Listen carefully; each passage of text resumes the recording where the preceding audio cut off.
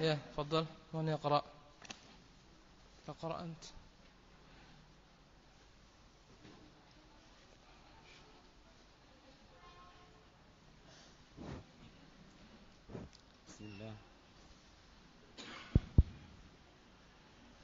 Bismillah. Alhamdulillah wassalatu wassalamu ala Rasulillah wa ba'du.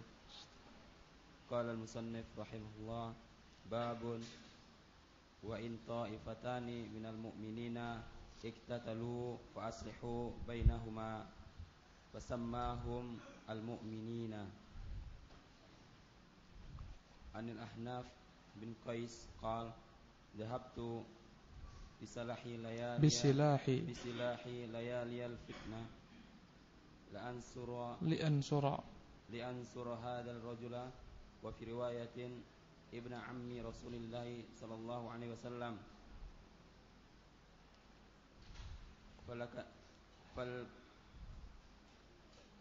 laqiya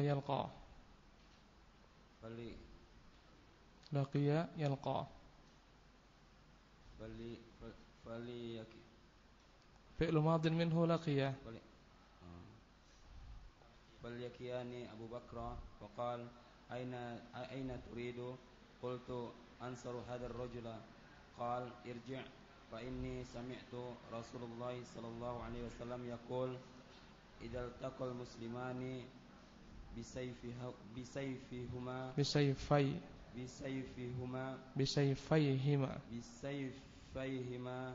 fal qatilu wal maqtulu finnar. Faqultu ya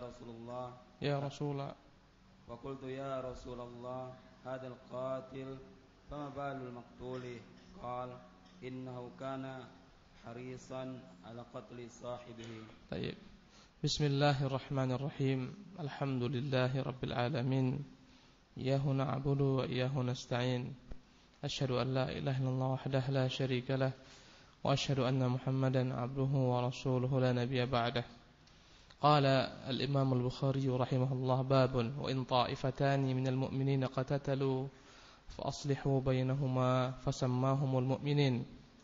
Berkata al-Imam al-Bukhari rahimahullah, bab firman Allah Subhanahu wa taala, wa in ta'ifatani minal mu'minin, jika ada dua kelompok daripada orang-orang beriman, iqtatalu, mereka saling berperang, fa aslihu bainahuma, maka damaikan antara keduanya, fasammahumul mu'minin, maka Allah menamakan mereka dengan orang-orang beriman. Kaitan bab ini ikhwan rahimakumullah dengan kitabul iman, bahwasanya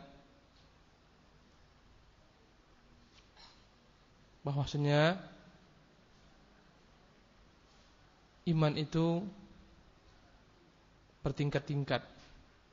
Ada iman orang-orang beriman yang sempurna imannya. Mereka adalah orang-orang yang mengerjakan perintah Allah, menjaga larangan Allah SWT.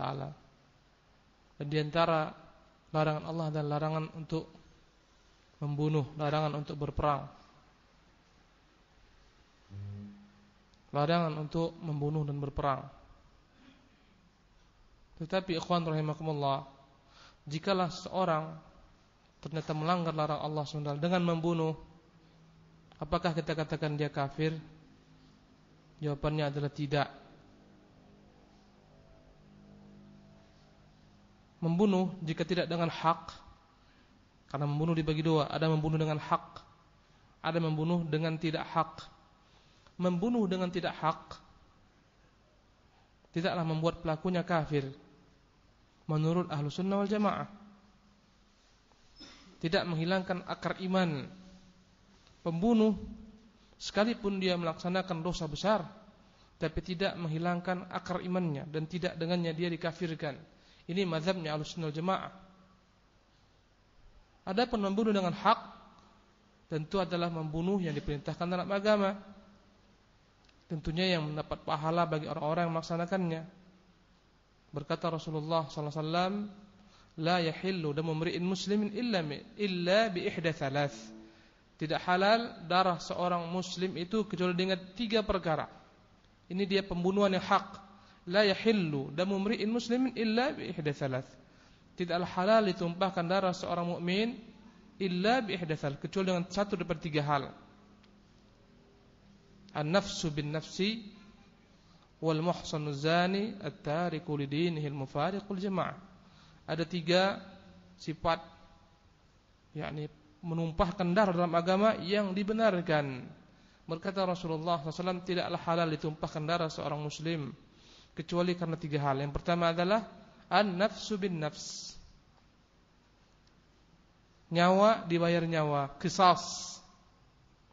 Ketika seorang membunuh, keluarga yang dibunuh menuntut agar orang tersebut, sang pembunuh, dibunuh sepertinya pula. Ini adalah pembunuhan dengan hak. Allah mengatakan, ya ayyuhalladzina amanu kutiba alaikumul qisasu fil qatla. Wahai orang-orang beriman, telah diwajibkan atas kalian al-qisas, penegakan qisas dalam kasus pembunuhan. Ya, itu jika dituntut oleh keluarga yang terbunuh. Andai kata mereka memaafkan, faman ufiya lahu min akhi syai'un fattiba'un bil ma'ruf. Barang siapa yang memaafkan, ya, oleh keluarga yang terbunuh, fattiba'un bil ma'ruf wa adaun ilaihi biihsan, hendaklah mengikuti ketentuan syariat, membayar kafarah, membayar diat 100 ekor unta. Jadi ya ikhwan rahimakumullah, membunuh adalah dosa besar kecuali dengan hak. Dan pembunuhan dengan hak ada tiga perkara. Yang pertama adalah qisas. Yang kedua, al-muhsanuz zani, seseorang yang telah menikah dan dia berzina. Pernikahan yang sah. Pernikahan yang sah, karena ada pernikahan yang tidak sah dalam agama. Ya. Pernikahan dengan syubhat, itu tidak sah. Menikahi mahramnya tanpa pengetahuannya, ini tidak sah.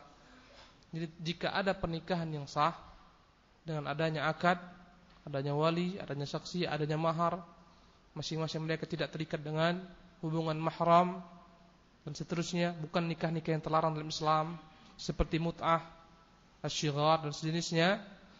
Jika nikahnya telah tegak dengan sah, kemudian dia berzina, maka hukumannya adalah rajam. Dirajam sampai meninggal. Ini ikhwan, mencabut nyawa dengan hak, menumpahkan darah dengan hak. Ini yang kedua. Jika telah terjadi pernikahan dengan nikah yang sah, akad yang sah, baik telah dia campuri ataupun belum dia campuri, sama hukumannya. Maksudnya sudah menikah dan dia belum campuri pasangannya, walaupun belum dia campuri, karena telah terjadi pernikahan yang sah, dia muhsan. Dianggap dia telah menikah dengan sah. Andai kata berzina setelah menikah, walaupun belum dia campuri pasangannya, maka penerapan had terhadapnya adalah qisas. Sebaliknya, andai kata orang yang telah berzina berkali-kali tapi tidak pernah terikat dengan pernikahan yang sah, kemudian dia itu berzina dan ketahuan, tegak 4 saksi dan seterusnya, maka orang seperti ini hukumannya apa? Rajam atau didera 100 kali? Dera, walaupun dia telah berkali-kali berzina. Tapi yang ini dengan pernikahan sah, walaupun tidak dia campuri, kena. Ini yang kedua ikhwan. Yang ketiga adalah al-mufariqu lidinihi, orang-orang yang murtad, meninggalkan agamanya. Berkata Rasulullah sallallahu alaihi wasallam, man baddala dinahu faqtuluh, yang mengganti agamanya bunuh dia. Tentunya penerapan ini dilakukan oleh penguasa, bukan orang awam, bukan orang sivil. Al-tariku lidinihi al-mufariqu lil jamaah, yang meninggalkan agamanya, atau al-mufariq lil jamaah, yang meninggalkan jamaah, yang memberontak kepada pemimpin kaum muslimin, yang dalam bahasa fikihnya disebut bughat, pemberontak. Maka mereka halal darah mereka ditumpahkan, mereka diperangi dengan hak. Ini pembunuhan dengan hak. Adapun yang pertama, pembunuhan dengan tidak hak, selain daripada ini, hukumnya adalah dosa besar. Walaupun dosa besar tidak mengeluarkan pelakunya daripada Islam. Dan ini menunjukkan bahwasanya iman bertingkat-tingkat. Ada orang-orang yang memiliki iman namun melanggar larangan-larangan Allah Subhanahu wa taala. Ya, merusak sebagian daripada cabang-cabang keimanan. Di antara cabang keimanan adalah menghormati kaum muslimin, memuliakan mereka. Ini malah dia bunuh, dia tumpahkan darahnya. Maka ikhwan rahimakumullah, ini menunjukkan bahwasanya al-imanu yazidu, iman itu bertambah dan berkurang. Ketika seorang berkurang imannya, dia membunuh, apakah lepas imannya? Jawabannya apa? Tidak lepas imannya menurut Ahlus Sunnah wal Jamaah. Adapun Khawarij mengkafirkan. Orang-orang Khawarij mengkafirkan pelaku dosa besar. Dan di sini Al-Imamul Bukhari ingin menekankan tentang sahnya, tentang benarnya pendapat Ahlus Sunnah, bahwasanya pelaku dosa besar tidak kafir. Di mana Al-Imam Al-Bukhari menyebutkan ayat Al-Qur'an Al-Karim, wa in ta'ifatan, jika ada dua kelompok, dua kubu daripada orang-orang beriman, iqtatalu, mereka saling berbunuh-bunuhan, fa aslihu bainahuma, damaikan antara keduanya. Dan di sini Allah SWT menyebutkan mereka saling berbunuh-bunuhan.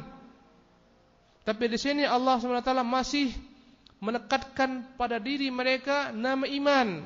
Kata Allah, jika ada dua kubu daripada orang beriman, menunjukkan kalaulah terjadi peperangan antara dua kubu, mereka sama-sama orang beriman, tidaklah peperangan ini melepaskan iman mereka.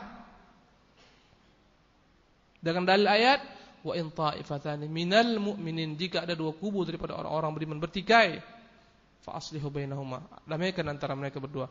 Dan kaum Khawarij mengkafirkan Muawiyah dengan semua pengikutnya, Ali dengan semua pengikutnya, karena dianggapnya apa? Peperangan ini telah melanggar yakni iman, melanggar hak-hak iman.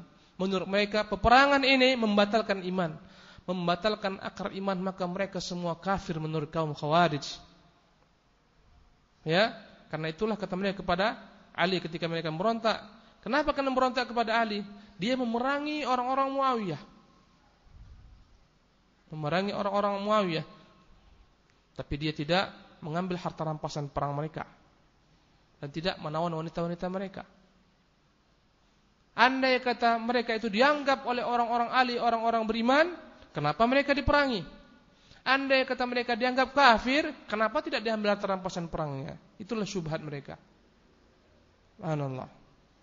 Maka Allah mengatakan dalam kitab yang mulia ini, dalam Al-Quran Al-Karim, bahwasannya orang-orang yang terjadi antara kedua belah pihak pembunuhan, Allah masih menamakan mereka dengan nama orang-orang beriman. Kata Allah, wa in ta'ifatan, jika ada dua kubu daripada orang-orang mukmin, minal mu'minin, masih Allah menamakan mereka dengan kata-kata orang-orang beriman, menunjukkan bahwasanya mereka masih ada imannya. Kata Imam Bukhari, fasammahumul mu'minin, maka Allah menamakan mereka dengan orang-orang beriman. Bahkan dalam ayat tadi saya bacakan, faman ufiya lahu min akhihi syai'un fattiba'un bil ma'ruf wa ada'un ilaihi bi ihsan. Barang siapa yang dimaafkan ya ketika membunuh saudaranya, kata-kata saudaranya, akhihi, menunjukkan pembunuh masih dianggap saudara bagi yang terbunuh, menunjukkan bahwa dia masih ada imannya. Maksud saudara sini adalah saudara dalam iman. Subhanallah. Ini mazhabnya Ahlussunnah wal Jamaah. Adapun kaum Khawarij mengambil sebagian ayat seterusnya, mengambil sebagian hadis, sibabul muslimi fusuqun wa qitalu kufrun, membunuh orang-orang beriman kufur. Orang Khawarij punya paham kufur hanya satu. Kalau kufur keluar daripada Islam, padahal dalam Islam ada kufrun duna kufrin, kufur yang tidak sampai kepada kufur keluar daripada agama. Karena lafaz kufur itu dapat disebutkan untuk semua maksiat. Tetapi yang tertingginya adalah kufur keluar daripada agama. Nah, ikhwan rahimakumullah. Jadi dalam ayat yang mulia ini Allah SWT tidak mengkafirkan dua kelompok yang bertikai. Kata Allah SWT, fa aslihu bainahuma, damaikan antara keduanya. Wa aqsitu, berbuat adillah, innallaha yuhibbul muqsitin. Kaifal ayat Syekh? Aina Syekhuna? Fa aslihu bainahuma,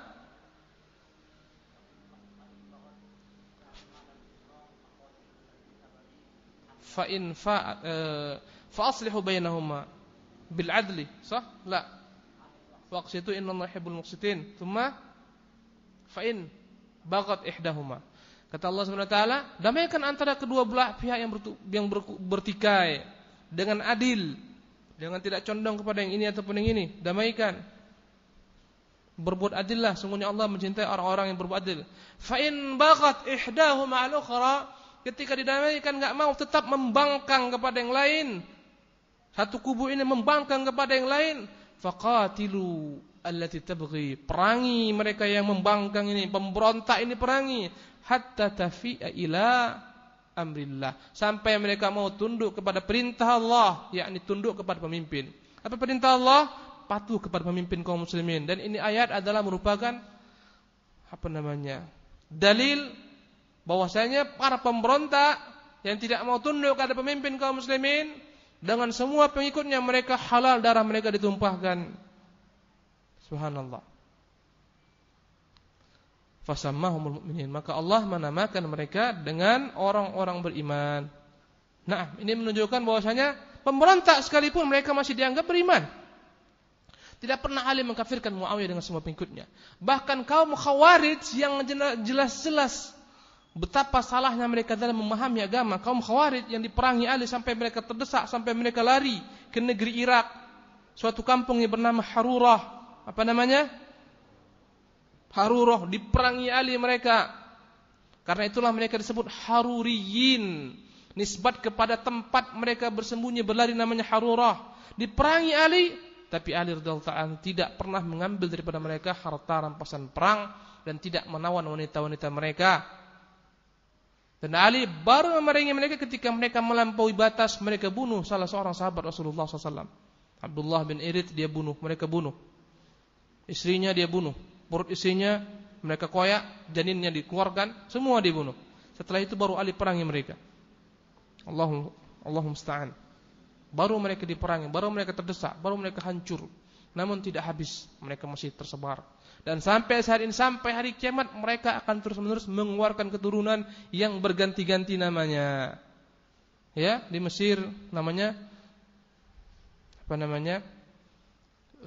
Jama'atul Hijrati wat Takfir. Jamaah hijrah wat takfir. Dan banyak yang memiliki paham seperti ini. Namanya macam-macam. Macam-macam namanya. Di negeri kita pun banyak mereka memiliki satu kesatuan dengan pendahulu mereka mengkafirkan kaum muslimin, mengkafirkan pelaku dosa besar, menghalalkan darah kaum muslimin. Itu dia kesamaannya. Walaupun bermacam-macam alirannya, bermacam-macam bajunya, namanya, pemimpinnya, imamnya, semuanya mereka memiliki satu kesatuan, mengkafirkan kaum muslimin di luar kelompok mereka, menghalalkan darah mereka. Mereka pemberontak, bughat. Adapun hadis yang mendukung pendapat ini, ikhwan rahimakumullah, adalah berkata Imam Bukhari rahimahullah, anil Ahnaf bin Qais qala, dari Ahnaf bin Qais radhiyallahu ta'ala anhu qala, dia berkata, dhahabtu bisilahi, Ahnaf bin Qais salah seorang sahabat Rasulullah SAW, dhahabtu bisilahi layaliyal fitnah, aku pergi dengan pedangku pada malam terjadinya fitnah, peperangan antara Ali radhiyallahu ta'ala anhu dan Muawiyah, atau dengan Aisyah dan Talha bin Zubair, peperangan Siffin. Berkata Ahnaf bin Qais, aku pergi dengan senjataku, dengan pedangku pada malam fitnah. Malam-malam fitnah, maksudnya malam-malam peperangan sedang berkecamuk antara Muawiyah radhiyallahu ta'ala anhu dengan Ali, dengan ta'wil, dengan ijtihad masing-masing mereka. Ini peperangan dengan ta'wil, peperangan karena ijtihad. Li'ansura hadzal rajula, untuk menolong laki-laki ini. Wa fi riwayatin ibna ammi Rasulillah, untuk menolong anak paman Rasulullah SAW. Siapa? Ali bin Abi Thalib. Ahnaf bin Qais kepala suku. Dia siapkan semua pasukannya, semua suku-sukunya untuk berperang pada pihak Ali. Berangkat pada malam hari mereka dengan pedang-pedang terhunus untuk bergabung dengan pihak Ali. Ya ikhwan rahimakumullah, peperangan yang terjadi antara sahabat itu dengan ijtihad, dengan takwil, karena terjadinya perbedaan pandang. Ali mujtahid, Muawiyah pun mujtahid, dan sesungguhnya kedua-duanya tidaklah menginginkan pertumpahan darah. Sesungguhnya peperangan terjadi lantaran adanya orang-orang yang memanaskan suasana, kaum munafikin, pengikut Abdullah bin Sabah. Bahkan pasukannya telah sempat genjatan senjata, bahkan telah sempat saling sholat satu sama lain di tenda yang berbeda-beda. Sudah gabung mereka semua. Tapi orang-orang Khawarij tahu andai kata damai kaum muslimin, orang-orang Abdullah bin Sabah dan tentunya para pembunuh Ali, andai kata damai Ali dengan Muawiyah, diserahkan Muawiyah kepada Ali kepemimpinan, pastilah mereka yang pertama kali akan digantung Ali, dipancung Ali karena mereka pembunuh Utsman. Maka malam hari itu ikhwan, ada puluhan orang daripada pemberontak ini, biang keroknya, mereka yang sengaja membuat kekacauan. Mereka sebar pasukan sebagian ke tenda-tenda Ali dan pengikutnya, sebagian ke tenda-tenda Muawiyah dan pengikutnya, dan mereka bunuhi mereka semua dalam keadaan tidur. Sehingga masing-masing terbangun menganggap pihak yang satu telah berkhianat pada pihak lainnya. Berkobarlah peperangan. Terjadilah peperangan Siffin. Jadi ikhwan rahimakumullah, adapun akar masalah adalah ketika Ali menuntun Muawiyah tunduk kepada kekuasaan Ali. Muawiyah mengatakan, saya tidak mengingkari engkau sebagai khalifah kaum muslimin, tapi tolong aku menuntut darah anak pamanku. Siapa? Utsman. Dan mereka berbeda pandang. Kemudian Ali memaksakan agar mereka tunduk, jika tidak akan diperangi. Mereka mengatakan tidak sampai engkau cari pembunuh-pembunuhnya, dan pembunuh itu ada pada pengikut Ali. Dan alangkah banyaknya kaum Khawarij ada pada Ali. Pembunuh Utsman itu ada pada Ali, bahkan mereka jenderal-jenderalnya. Dan Ali menganggap alangkah lemahnya posisinya kala itu jika dia menerapkan hukuman terhadap pembunuh Utsman. Maksud Ali biar bersatu semua kaum muslimin, setelah tegak dia akan singkap pembunuh-pembunuh, dia akan habisi mereka. Sesungguhnya ikhwan, peperangan antara Ali dan Aisyah atau Talha bin Zubair pun gara-gara ini. Subhanallah. Mereka semua merasa tertipu ketika terbunuh Utsman. Mereka semua merasa zalim dan berdosa karena tidak membela Utsman. Maka mereka bangun menuntut agar segera diqisas pembunuh Utsman, dan akhirnya terjadilah pertempuran ikhwan sebagaimana yang telah Allah gariskan, semuanya dengan takdir yang telah digariskan oleh Allah Subhanahu wa taala. Makanya ikhwan, dalam masalah ini, dalam masalah fitnah antara sahabat Rasulullah SAW menjadi 3 kubu. Pertama, yang menganggap kebenaran ada pada pihak Ali, maka mereka berperang bersama Ali. Yang kedua, menganggap kebenaran itu ada pada pihak Muawiyah, seperti Amr bin As dan lain-lainnya, maka mereka berperang pada Muawiyah. Yang ketiga, dan ini paling banyak sahabat yang menganggap ini masalah yang kabur, enggak jelas di mana kebenaran, enggak jelas mana yang hak, mana yang batil, dan mereka paling banyak di antaranya Ibnu Umar, Abu Bakar, Abu Hurairah dan lain-lainnya, mereka berpendapat mengucilkan diri, tidak ikut dalam fitnah. Di antaranya adalah Abu Bakrah, Abu Hurairah, Abdullah bin Umar dan lain-lainnya. Dan paling banyak sahabat memilih pendapat ini. Adapun sahabat yang berpihak kepada Ali karena mereka menganggap Ali pada kebenaran. Yang berpihak pada Muawiyah menganggap Muawiyah pada kebenaran.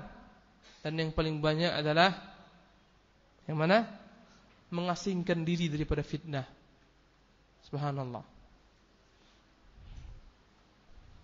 Jadi ikhwan rahimakumullah, dari Ahmad bin Qais dia berkata, "Dhahabtu bisilahi lailatal fitnah." Aku pergi dengan senjataku pada malam peperangan, li'ansura hadzal rajul, wa fi riwayatin ibnu ammi Rasulillah, agar aku menolong orang ini, anak paman Nabi sallallahu alaihi wasallam. Falaqiyani Abu Bakrah. Maka aku ditemui oleh Abu Bakrah. Faqala, "Aina turid?" Maka dia bertanya, "Kemana engkau hendak pergi dengan senjatamu ini, dengan pasukanmu ini?" Qultu, aku menjawab, "Ansuru hadzal rajula." Aku pergi dengan senjataku ini untuk menolong orang ini. Siapa? Ali dan para pengikutnya. Qala irji', berkata Abu Bakar, pulang. Fa inni sami'tu Rasulullah sallallahu alaihi wasallam yaqul, sesungguhnya aku mendengar Rasulullah sallallahu alaihi wasallam bersabda, "Idzal taqal muslimani bisayfayhima fal qatilu wal maqtulu finnar." Jika bertemu dua orang muslim masing-masing membawa pedangnya, maka yang membunuh dan yang terbunuh kedua-duanya dalam neraka. Faqultu ya Rasulullah, aku berkata, yakni Abu Bakar mengatakan, aku bertanya, wahai Rasulullah, hadzal qatil, fama balul maqtul ya Rasulullah. Kalaulah pembunuh ini jelas aku tahu kenapa dia masuk neraka. Fama balul maqtul, kenapa yang terbunuh pun masuk neraka? Qal, Rasulullah menjawab, innahu kana harisan ala qatli sahibi, karena dia benar-benar berkeinginan untuk membunuh lawannya. Kenapa yang terbunuh masuk neraka juga? Karena dia pun punya niat yang sama untuk membunuh, dan dengan niatnya membunuh Allah masukkan dia ke dalam neraka.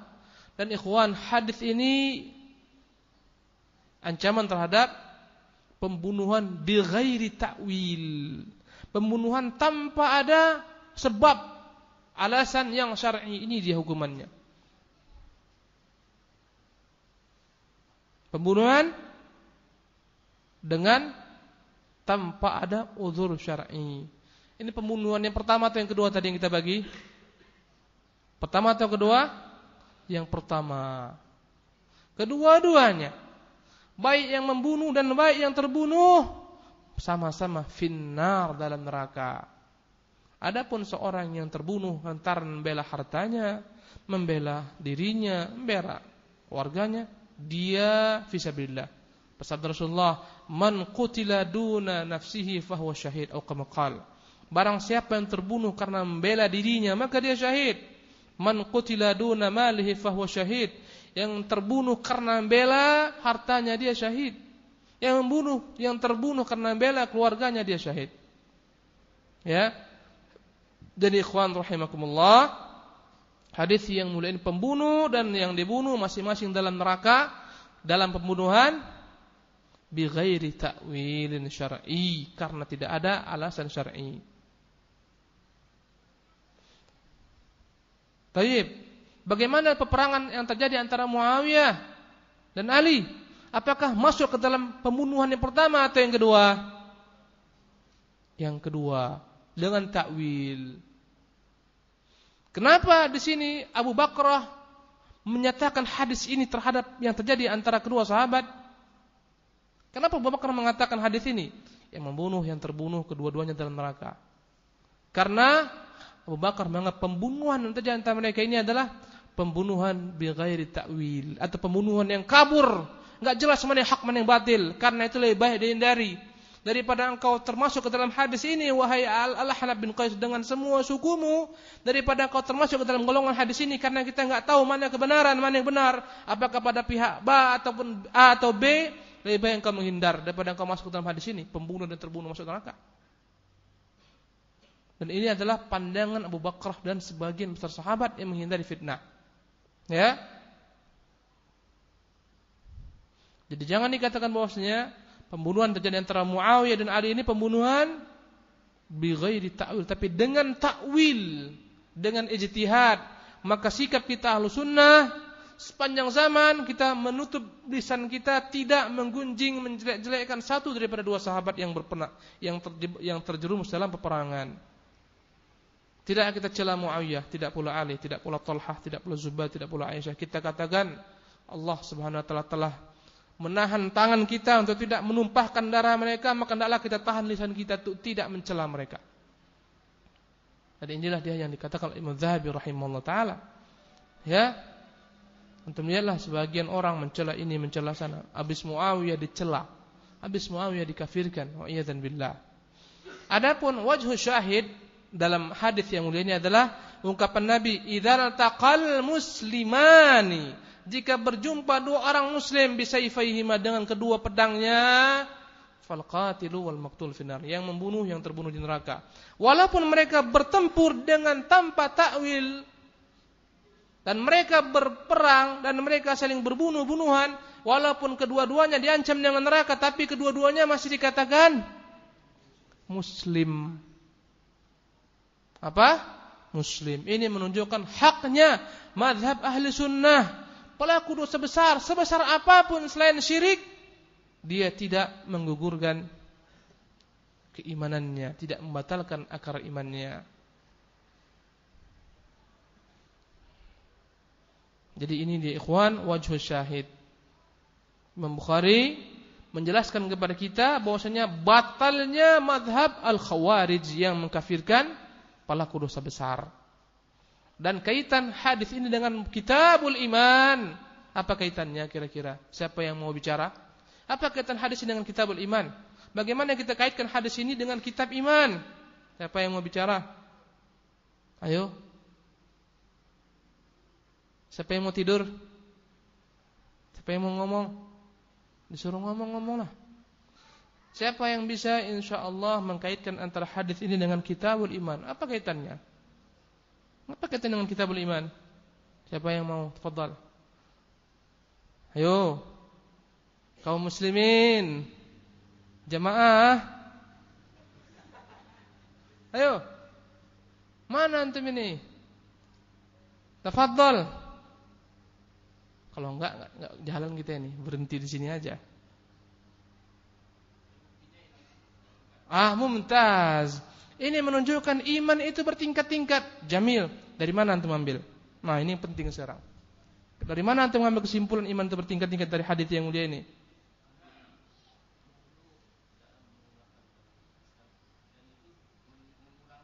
Mumtaz, ahsanta. Yang seperti ini saya inginkan. Hadis ini menunjukkan iman itu bertingkat-tingkat, dan ini mazhabnya Ahlussunnah mengatakan al-imanu yazidu, yang terus bertambah dan berkurang. Membunuh adalah perkara-perkara yang mengurangi iman, tetapi tidak mengeluarkan dia daripada iman. Kalaulah pembunuh mengurangi iman, berarti tidak membunuh akan menambah iman. Menjaga darah kaum muslimin menambah iman. Ahsanta barakallahu fik. Mumtaz. Jamil jiddan. Hadis ini menunjukkan benarnya mazhab Ahlussunnah bahwasanya iman itu bertingkat-tingkat. Walaupun pembunuh telah terkotori imannya, tapi tidak membuat dia keluar daripada Islam. Jamil jiddan. Ahsant. Ya. Barakallahu fiik. Kita baca hadis berikutnya, tafadhal. Silakan, Iqra ya Abdurrahman. Bismillah. Babun zulmun duna zulm. An Abdullah bin Mas'ud لما نزلت هذه الآية الذين آمنوا ولم يلبسوا إيمانهم بظلم أولئك لهم الأمن وهم مهتدون شق ذلك على أصحاب رسول الله صلى الله عليه وسلم فقالوا أينا لم يظلم نفسه فأنزل الله إن الشرك لظلم عظيم إن الشرك لظلم عظيم وفي رواية قال ليس كما تقولون لم يلبسوا إيمانهم بظلم بشرك أولم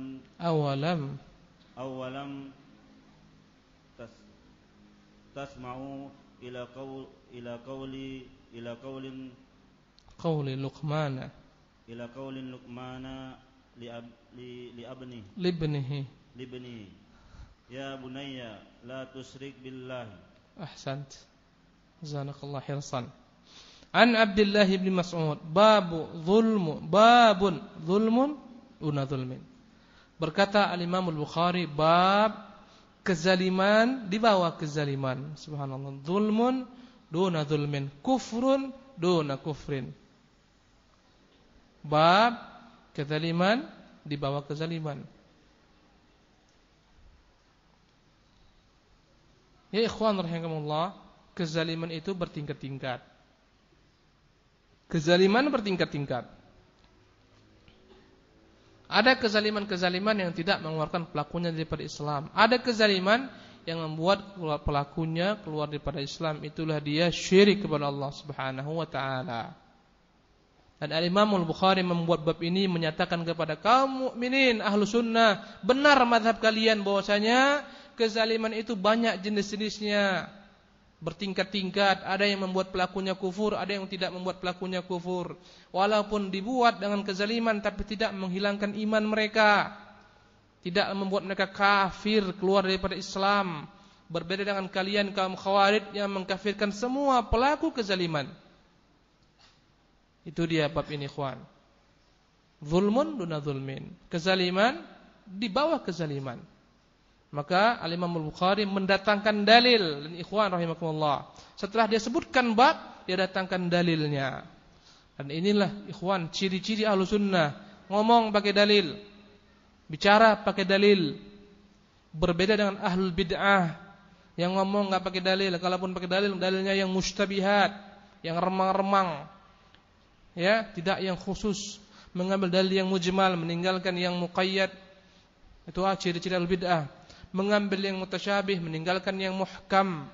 Itu orang-orang ahli bid'ah. Ahlu sunnah jelas, terang, dalil mereka terang.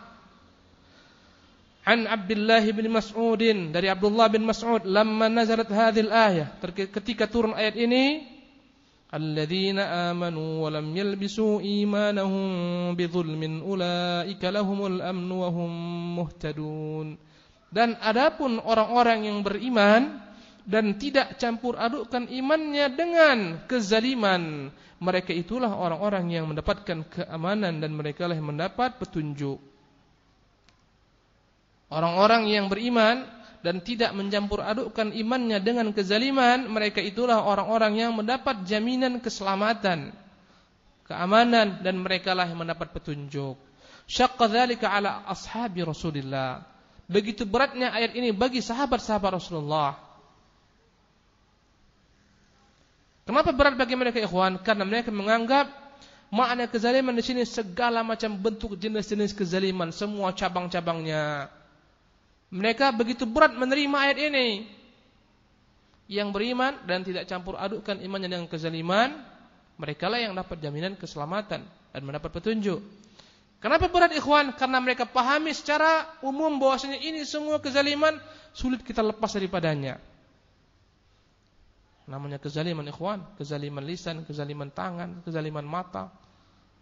Banyak kita setiap hari berbuat kezaliman, menzalimi diri kita, menzalimi orang lain. Mereka begitu berat ketika mendapatkan ayat ini turun, karena yang dapat keamanan, yang mendapat petunjuk, mereka hanyalah orang-orang yang lepas daripada semua bentuk kezaliman dalam pandangan mereka. Dan mustahil, karena kita manusia yang memiliki dua sifat mendasar pada manusia, az-zulm wal juhlu, kezaliman dan kejahilan. Al-baghi wal udwan, sifat melampaui batas. Mereka begitu beratnya mengamalkan ayat ini, karena itulah berkata mereka, syaqqa dzalika ala ashabi Rasulillah. Alangkah beratnya ayat ini diterapkan, diamalkan oleh sahabat-sahabat Rasulullah. Faqalu, maka mereka pun datang bertanya kepada Rasulullah, ayyuna lam yadhlim nafsahu? Ya Rasulullah, siapa yang menjamin dirinya tidak pernah berbuat kezaliman terhadap dirinya sendiri? Tak mungkin, mustahil. Ya Rasulullah, bagaimana mungkin kami lepas daripada semua cabang kezaliman? Mustahil. Bagaimana mungkin kami dapat keamanan, mendapat surga, mendapat petunjuk, andai kata syaratnya harus lepas daripada semua bentuk kezaliman. Dan ini para sahabat mengakui bahwasanya, ya ikhwan, kezaliman itu banyak cabang-cabangnya, tingkat-tingkatnya, dan sulit melepaskan diri daripada segala macam bentuk kezaliman. Karena itulah mereka bertanya kepada Rasulullah sallallahu alaihi wasallam. Ya ikhwan, dan ini menunjukkan kepada kita begitu pentingnya kita memahami Al-Quran sebagaimana yang ingin Allah SWT kita pahami, sebagaimana yang ingin dipahami Rasulullah, sebagaimana yang dipahami Allah dan Rasulnya yang mulia sallallahu alaihi wasallam. Bahkan para sahabat-sahabat Nabi pun, mereka kalaulah tidak diterangkan oleh Nabi SAW tentang tafsir ayat ini, mereka tidak paham. Ini membutuhkan kepada kita tafsir Al-Quranul Karim, bahwasanya tidak semua orang dapat memahami Al-Quranul Karim kecuali dengan bantuan pemahaman Rasulullah, ya, dengan bantuan keterangan daripada Allah. Karena tafsir dibagi menjadi 4 bagian, ikhwan. Pertama, tafsir Quran dengan Quran. Quran ditafsirkan dengan Quran. Yang pertama, dan kitab yang paling baik adalah kitab Adwaul Bayan fi tafsir Quran bil Quran karangan Muhammad Al-Amin Asy-Syinqiti rahimahullah. Allah menjelaskan ayatnya dengan ayatnya sendiri, baik yang berdekat-dekatan ataupun dalam tempat lain. Seperti yang berdekat-dekatan, Al-Qari'ah, Mal-Qari'ah, wa ma adraka Mal-Qari'ah, dan seterusnya. Apa arti Qari'ah? Tahukah kamu apa Qari'ah? Kemudian diterangkan. Al-Haqqah, Mal-Haqqah, itu Al-Quran, diterangkan oleh Al-Quran.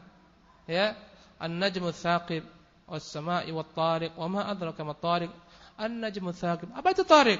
At-Tariq adalah An-Najmu Tsaqib, bintang-bintang yang berguguran. Ini keterangan daripada Quran. Terkadang keterangannya diterangkan dengan ayat yang lain dalam tempat yang lain. Contohnya dalam ayat ini. Dia gabungkan antara ayat ini dengan ayat dalam surah Luqman, bahwasanya kezaliman di sini maksudnya adalah kezaliman di sana. Ya.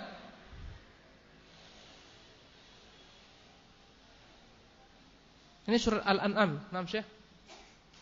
Surah Al-An'am ini diterangkan dalam surah Luqman. Jadi fa'ayyuna lam yadhlim nafsah, siapa di antara kami yang tidak menzalimi dirinya? Fa'anzalallah, maka Allah turunkanlah ayat yang menerangkan makna kezaliman di sini. Innasyirka la dzulmun adzim, sesungguhnya syirik adalah merupakan kezaliman yang terbesar. Dalam surat Luqman. Jadi ini tafsir ayat yang pertama, Quran dengan yang kedua Quran dengan hadis. Sebagaimana ayat ini pun dapat dijadikan sebagai landasan bahwasanya Quran itu ditafsirkan Rasulullah dengan perkataan beliau. Makna zulm di sini adalah zulm di sana dengan perkataan Nabi sendiri. Ya. Ghairil maghdubi alaihim, al-maghdub alaihim orang-orang Yahudi, waladhdallin, ad-dallin orang-orang Nasara. Siapa yang menafsirkan? Nabi sallallahu alaihi wasallam. Tafsir Quran dengan perkataan Rasulullah. Yang ketiga adalah tafsir Quran dengan perkataan sahabat yang mereka adalah murid-murid Rasulullah sallallahu alaihi wasallam, yang mereka telah menimba ilmu dari Rasulullah sallallahu alaihi wasallam. Semisal tafsiran Ibnu Abbas, tafsiran Ibnu Mas'ud. Berkata Ibnu Mas'ud, ya, aku telah bacakan semua Quran di hadapan Nabi sallallahu alaihi wasallam dan semua tafsiran yang aku mengetahui dari Rasulullah sallallahu alaihi wasallam. Tidaklah aku tahu zaman ini ada orang yang lebih alim daripada aku tentang tafsir, kecuali pasti aku akan siapkan untaku, kudaku, akan kudatangi dia kemanapun dia berada selama mungkin dapat kucapai. Ya, ini Ibnu Mas'ud. Dia semua dia tahu tafsir Quran Karim. Ibnu Mas'ud, Ibnu Abbas. Jadi tafsiran Quran dengan perkataan sahabat yang mereka langsung berguru kepada Rasulullah SAW. Keberapa itu? Ketiga. Keempat tafsiran Quran Karim dengan perkataan tabi'in, murid-murid sahabat Rasulullah SAW, yang mereka menimba ilmu langsung daripada murid-murid Rasulullah, yakni para sahabat. Tafsiran mereka adalah tafsir yang lebih dekat kepada kebenaran. Maka kita ikhwan, dalam menafsirkan Quran, Quran dengan Quran, Quran dengan hadis, Quran dengan perkataan sahabat, Quran dengan perkataan para tabi'in. Baru yang terakhir ulama masukkan yang kelima adalah tafsiran Quran dari tinjauan bahasa Arab. Bahasa dikembalikan kepada bahasa Arab, bahasa aslinya, bahasa orang-orang sebelum Islam, bahasa orang-orang Arab pada masa jahiliyah sebelum turunnya Quran. Bahwasanya makna ayat ini adalah ini karena orang-orang dahulu menganggap ini sebagai ini. Dan ini pun penting. Jadi inilah dia ikhwan jenis-jenis tafsir Quranul Karim. Dan merujuk kepada tafsir ini, tafsiran bahasa, setelah kita melewati tafsir-tafsir di atas. Contohnya lafaz-lafaz quru', al-qur'u, perempuan yang wal mutallaqatu yatarabbasna bi anfusihinna thalathata quru', perempuan yang dicerai menunggu masa iddahnya selama 3 quru'. Apa arti quru'? Berbeda ulama, sebagian mengatakan tuhur, suci, sebagian mengatakan haid. Masing-masing mendatangkan dalil daripada bahasa. Bahwasanya quru' menurut orang Arab seperti ini, sebagian mengatakan seperti ini, dan inilah tafsiran dengan bahasa. Kemudian kita lanjutkan hadis ini. Maka kami bertanya, siapa yang tidak menzalimi dirinya? Ya Rasulullah, maka Allah turunkan ayat, innasyirka la dzulmun adzim, sungguh syirik merupakan dosa yang terbesar. Wa fi riwayatin, dalam riwayat lainnya, qala laisa kama taqulun, bukan sebagaimana yang kalian anggap. Makna kezaliman di sini Lam yalbisu imanahum bidzulmin bisyirkin. Makna tidak mencampur adukkan imannya dengan kezaliman adalah dengan kesyirikan. Awalam tasma'u ila qauli Luqman libnihi. Tidakkah pernah kalian mendengar Luqman berkata kepada anaknya, ya bunayya la tusyrik billah, wahai anak jangan berbuat syirik kepada Allah, inna syirka la dzulmun azim, sungguhnya syirik merupakan dosa yang besar.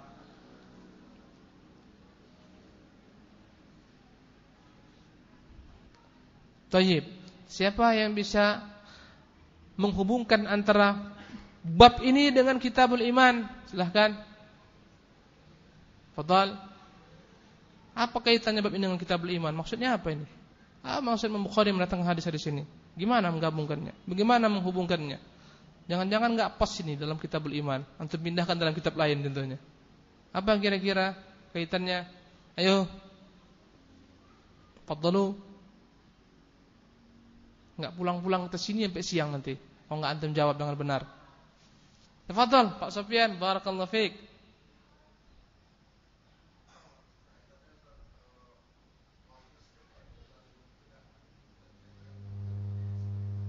Ahsant. Tidak semua orang berbuat kezaliman dikatakan kafir. Karena kezaliman bertingkat-tingkat. Ada kezaliman membuat pelakunya keluar daripada Islam, ada yang tidak membuat pelakunya keluar daripada Islam. Dan ini menunjukkan bahwasanya, ikhwan, sebagaimana semua bentuk ketaatan menambah iman, maka segala macam bentuk kezaliman mengurangi iman. Tetapi yang mengurangi iman ini kezaliman tidak semuanya harus menghapuskan iman.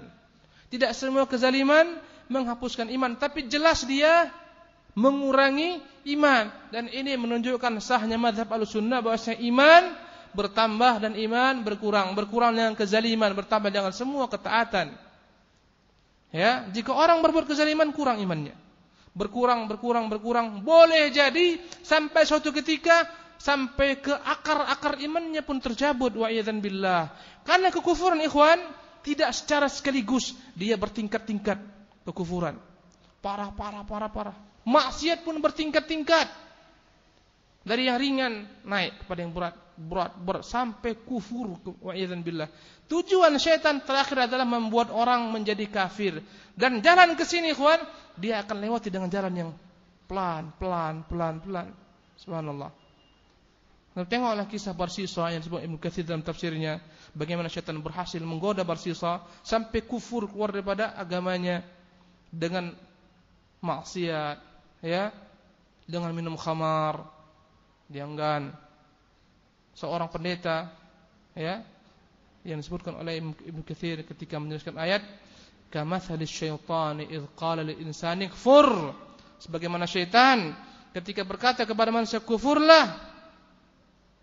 Kemudian Syekh, falamma kafara qala inni bari'un minka.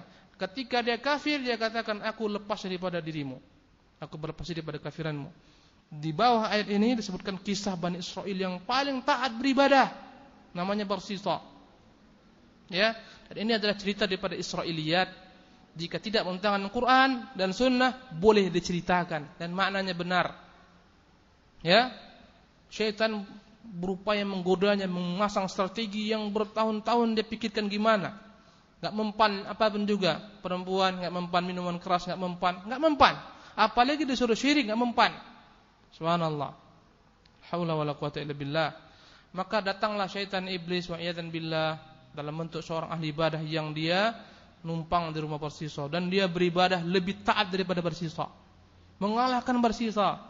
Subhanallah. Sehingga Barsisa pun kagum karena Barsisa ahlu ibadah, tidak memiliki landasan ilmu yang kuat. Dan ini menunjukkan kepada kita bahwa pentingnya ilmu. Dia menganggap orang ini lebih baik daripada dirinya dalam sisi ibadahnya. Dia bertanya, apa rahasiamu sukses beribadah seperti ini? Aku sampai syaitan enggak makan, enggak minum. Iblis, dia masih makan, masih minum. Dia katakan, aku dahulu pernah berbuat maksiat. Mungkin seperti itulah cara kau supaya menjadi sepertiku ini. Berbuat maksiat aku dulu. Apa caranya? Kau minumlah khamar. Mustahil. Kalau enggak berzina, lebih mustahil. membunuh lebih mustahil, syirik, kufur lebih mustahil. Kata dia mustahil semua ini. Kalau suruh aku minum khamar, enggak mungkin, mustahil, enggak masuk akal. Ya, berzina lebih enggak masuk akal. Membunuh lebih enggak masuk akal lagi, bagaimana caranya? Kufur lebih enggak masuk akal. Akhirnya syaitan, ya. Ada seorang anak perempuan yang mau dalam beberapa versi dikatakan dia itu sakit. Syaitan ini yang membuat dia sakit dengan izin Allah SWT. Ya. Kemudian dibawa kemana-mana nggak bisa sembuh. Akhirnya diisyaratkan syaitan kepada kakaknya, bawa ke sana, berobat ke sana. Dia pandai baca-baca jampi-jampi. Itulah kira-kira dibawa, ya, baca jampi-jampi sembuh. Kemudian mereka mau berperang. Kemana kita titipkan ini kayaknya nih anak gadis ini? Kemana kita titipkan adik kita ini? Sepakatlah mereka kepada orang paling jujur di bumi, Barsisa. Subhanallah. Titipkan di sana. Rumahnya ini, rumah perempuan itu di sana, ya. Panjang sebagaimana disebutkan dalam salah saya dalam kisah At-Tawwabin Ibnu Jauzi, bagaimana setan menggelincirkan manusia dalam talbis iblis, ya. Tiap hari dia siapkan makanan diantar, diletakkan depan. Ya, lambat laun setan mengatakan enggak ada salahnya kau ketok pintu rumahnya bilang makanan udah ada, supaya dia tahu. Ya kan? Baru ketok. Lambat laun enggak ada masalah, sekali-sekali kau tengok dia, kasihan juga dia. Enggak ada kawannya udah lama, tengok keadaannya, jangan-jangan sakit parah, lumpuh dia kau enggak tahu. Buka, tunggu, dibuka, diambil, jangan-jangan diambil anjing segala macam. Buka dia, kau yakinkan diambil makanannya. Diambil makanannya, dibuka pintu, dah. Berhari-hari lewat lagi. Enggak ada masalah, sekali-sekali kau ajak dia untuk belajar Quran. Kau ajarkan dia, bukan Qurannya. Ketika itu masih Bani Israel. Kau ajarkan dia ilmu-ilmu. Kasihan dia enggak ada kawan sendiri. Ajarkan dia ilmu-ilmu. Sampai akhirnya syaitan membuat dia menzinahi orang ini, wa'idhan billah. Setelah berzina, ikhwan rahimakumullah, ya, maka syaitan datang kepada Barsisa dalam bentuk mimpi dan sejenisnya. Andai kata kedua abangnya datang, dia tahu kau menzinahi adiknya, habis kau. Namamu, reputasimu hancur sehancur-hancurnya.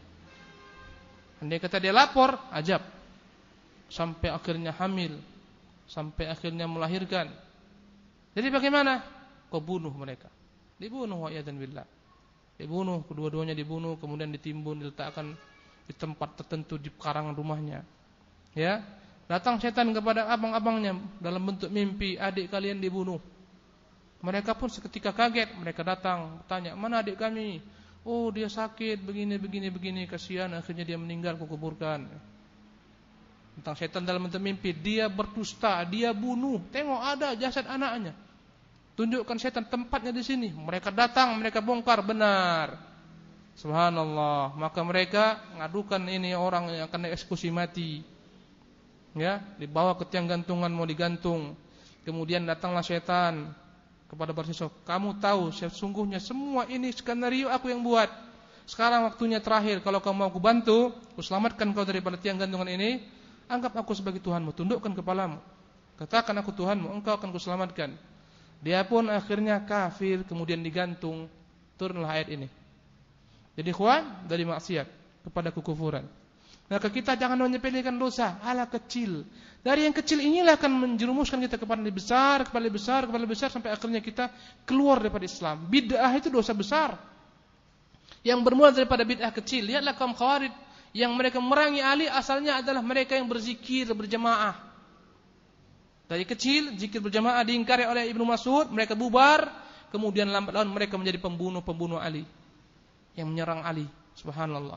Bagaimana bid'ah yang dari kecil lambat laun menjadi besar, dari zikir berjamaah akhirnya menjadi membunuh dan seterusnya, menumpahkan darah. Wa'iyadzan billah. Jadi ini ikhwan, ya, kezaliman bertingkat-tingkat dan setan tidak akan mungkin langsung membuat orang kafir, melalui proses. Ujungnya adalah kekufuran. Wa'iyadzan billah. Aqulu qouli hadza. Wassalamualaikum warahmatullahi wabarakatuh.